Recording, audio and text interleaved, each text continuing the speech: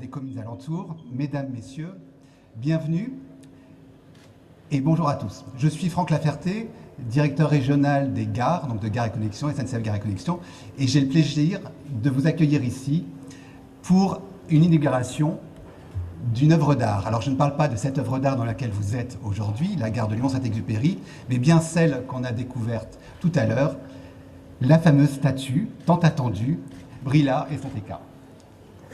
Et Santéco, pardon. Je la ferai peut-être. Alors, je vous laisserai le soin tout à l'heure de présenter cette œuvre d'art. Moi, je vais juste retracer un petit peu le chemin qu'elle a emprunté pour arriver ici. Et ça n'a pas été forcément une ligne droite.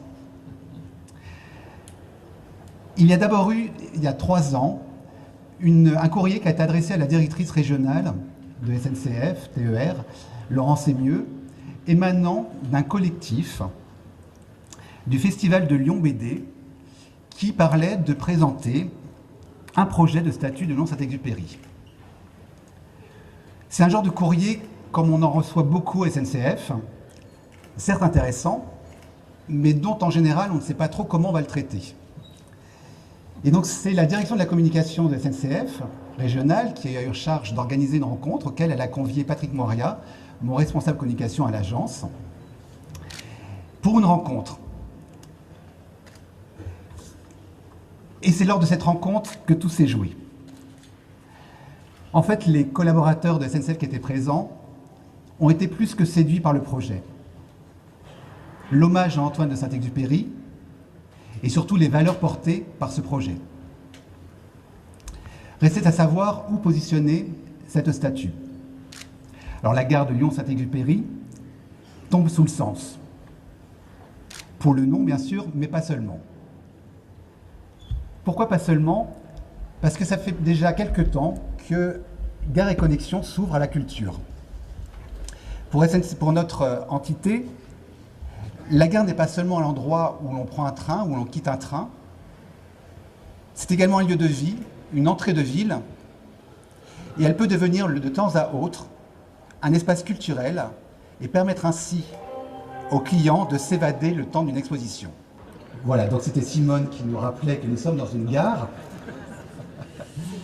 Donc voilà, donc on a proposé de positionner cette œuvre sur le parvis de la gare.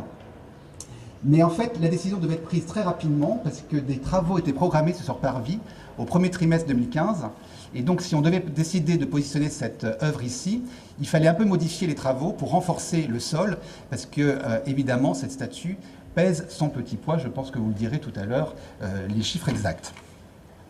Et je tiens d'ailleurs à remercier ici 3 acteurs précieux qui ont œuvré. Christophe Astruc, qui est directeur de projet à Gares et Connexions, qui est en fait la personne qui était en charge des travaux et qui a su mettre en œuvre ces travaux, surtout modifier tout ce qui avait été prévu pour intégrer le fait qu'à cet endroit-là, il fallait renforcer le parvis. Bruno Médori, le directeur de l'entreprise Razelbeck, qui a participé et a pris à sa charge le coût de ces travaux supplémentaires par rapport à ce qui était prévu pour le parvis. Et puis Michel Régnier, de l'entreprise Décor et moi, qui a œuvré pour, alors c'est derrière en grand, en attendant que la statue arrive, on avait fait de la communication, c'est eux qui ont pris en charge cette communication. Pour SNCF Gares et Connexions, cette statue est l'un des éléments qui va contribuer au développement de la gare. Longtemps, cette gare a été considérée comme loin de tout, éloignée, et en fait, cette statue va permettre de lui redonner une place, sa place. L'arrivée du tram Rhône Express, juste à côté, à moins de 30 minutes de la gare de Lyon-Part-Dieu, les TGV Ouigo, pour ceux qui sont arrivés en avance, vous avez pu les voir avant de partir, et puis toutes les relations qu'on a nouées avec les entreprises autour et l'aéroport, ont transformé cette gare, comme vous pouvez le constater, pour ceux qui la connaissent et qui l'ont connue il y a quelques années. Et depuis quelques années, pour nous, Gares et Connexions, elle a reçu une attention particulière, puisque ça a été la première gare de Rhône-Alpes à accueillir un piano dans la gare. Normalement, habituellement, il est derrière vous. Lors de l'opération nationale Piano en gare, c'est également la deuxième gare qui a reçu un baby-foot, que vous avez pu voir juste en bas. La deuxième gare à être équipée aussi d'un Power and Station, vous savez, c'est pour recharger vos portables et vous pédaler, vous en avez un en bas aussi.